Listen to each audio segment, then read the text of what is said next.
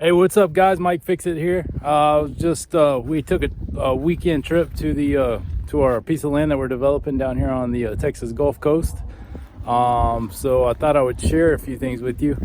Actually, I'm here this weekend to bury some electrical line, but I'm not going to do a video on that because there's too many other videos out there that deal with electricity, and I'm personally not an expert. So I won't show you how I dig into the ground and trench in electric, even though that's what I am here to do. And I got all my materials, as you can see over there. My conduit, I got to connect to that line right there, trench across the front of my yard and back down to somewhere back there. What I do want to show you though is our little camp that we got set up here, and I also want to show you what I've done to my car hauler trailer.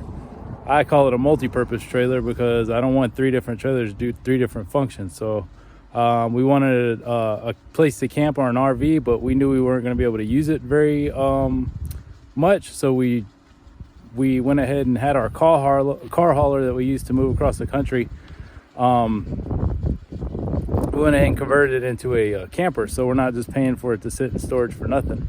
And then if we went and bought an RV, we'd be paying for that one to sit in storage while we're not using it, because we would never be a full-time RVer. That's just not our lifestyle. So anyway, what I'm going to do is go ahead and show you. So my wife had the idea of putting some witty name on the side of it, so we went ahead and did that. First, let me show you around the property a little bit. So if you look out that way, that's the bay. Even though there's not really a beach there, it's just kind of some erosion prevention blocks that the city put in. And then over here is a canal that goes into basically an estuary back there. There's a couple of salt lakes back there and everything. So this is all salt water out here. And this is the property that we're going to develop. So I got two properties. I got one lot on one side of the road and then one lot right here on this side of the road. And basically we're just going to run all of the utilities and put in some septic and things like that, and build a couple RV pads. And in the future we could probably build us a cottage, something like that over there. So anyway, so to the trailer build. So here it is. This is a 9,000 pound Hallmark race trailer, Elite. It's got the small axles in it. Okay, so it'll haul about 9,000 pounds.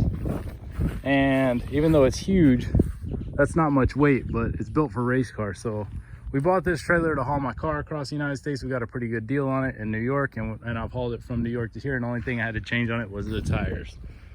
Okay, so there we go.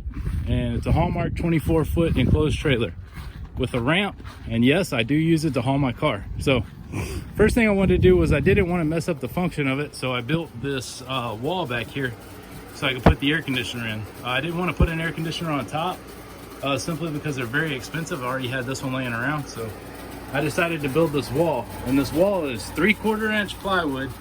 Okay, this wall is 3/4 inch plywood. I got this door at an antique shop, and it's really narrow, so it was good. So I built a little garage area back here, and I put a wall in, and the wall is basically built so that half the wall is 4 feet, and it'll spread all the way back to right there. So it'll open up so that you can still put a car inside here. So both sides of these walls open up, and right now they're secured just with a deadbolt latch. So I'll go through the inside in a minute, but first I want to show you the construction of the wall. So the wall is about 1.5 inches thick. What I did was I sandwiched a piece of insulation, which you can still kind of see right there, just the regular foam foil backed insulation. And then I have a piece of 1/4 inch all-purpose paneling that I put on the outside just to protect that insulation a little bit. And I have a 3/4 inch piece of plywood there. I went ahead and ran basically a 1x4 here for my door stop, or for the wall stop. And the wall is hanging on the side of the trailer, or is hanging on the trailer. It's secured with gate latches, or heavy duty gate latches. And I made sure that I went into the studs. And how you can find the studs in these trailers if you don't have an open one is look for where the screws are at in your plywood, or whatever type of sheathing you got. And that's how you can tell where the steel studs are. So basically I just put 2 screws in the stud, and then I had one that that wasn't going to be on the stud. So I have two screws securing each latch, and I have 4 gate hinges securing the whole wall, so 2 on each side. On each side of the door, I have these little latches here. I put this piece of steel, I wrapped it in a piece of galvanized steel just to kind of reinforce the where the holes go in. And then on the bottom, I just drilled a hole right into the floor, because the floor of these trailers are plywood, and it was just covered with some of the laminate you could see out there, covered with some vinyl tile. So anyway, so now I've got a 6,000 BTU Frigidaire in here, and right now it's in South Texas heat. It's about 102 outside, and it's probably 75 in here, even though it says 68. It doesn't draw that much energy, so it would be good. It's actually, you can see there kind of like what the amperage is on it and everything. So it's good for this application because I don't have a breaker box in here. I'm just running it off of a 20 amp rated extension cord, and then I've got it all tied in this way. So the electrical was done in here because the guy that had it before me was using it as a motorcycle garage shop. You can see by all these stickers here that we thought we'd just leave there. Kind of nostalgic. And then so he sold me this, and what really drew me to this camper was that it already had flooring in, it already had some electrical ran, and then it had these steel shelves in here. So these are steel shelves, and this is where we kind of put all of our stuff at. I won't go through all the stuff that we have in here, but we do have a homemade composting toilet system, which we don't like to number 2 in, but we will number 1 in when we need to. If you're staying overnight at like a campground or something, you don't want to walk outside, or if it's cold, or basically you just need some privacy to do the number 1. Number 2 is not recommended kind of for our homemade system, but I will kind of go through what we got here, and that is basically 2 5-gallon buckets with a toilet seat cover. All right, and then we have some of these pelletized bedding for horses that you get at Tractor Supply. We started using this for cat litter because it was very light and it's very cheap. It's like $5 for that big bag right there, and it's not like the clay litter. So, and there's absolutely no smell. All you can smell is the pine, the wood pine. Even whenever you leave the cat litter box for, you know, we went on a vacation for 3 days, came back in the litter box, you still couldn't smell it even though it was full. And this was my stand-up shower originally, but I went ahead and bought the Boss XB13 stand-up shower that we have yet to use. I did unbox it, but you can see that guy right in there. Anyway, all right, so I'm not gonna move everything around, but so basically we've got this whole area set up in here, and it's enough for us. And we just took our futon couch that we already had at the house, so we didn't have to purchase anything extra. And whenever we use this to haul stuff, we just take this out. But this becomes basically a king size bed in here. And then our daughter sleeps in here too at night with us. So we have her little crib here. I've got a TV hooked up even though we don't use it. This is a smart TV, so you can hook it to your phone, Wi-Fi, whatever. It's pretty good for like if it's raining or anything, but that's about it.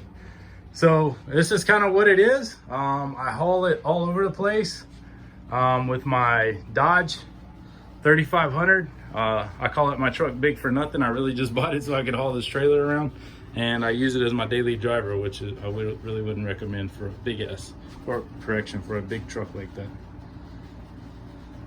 All right, so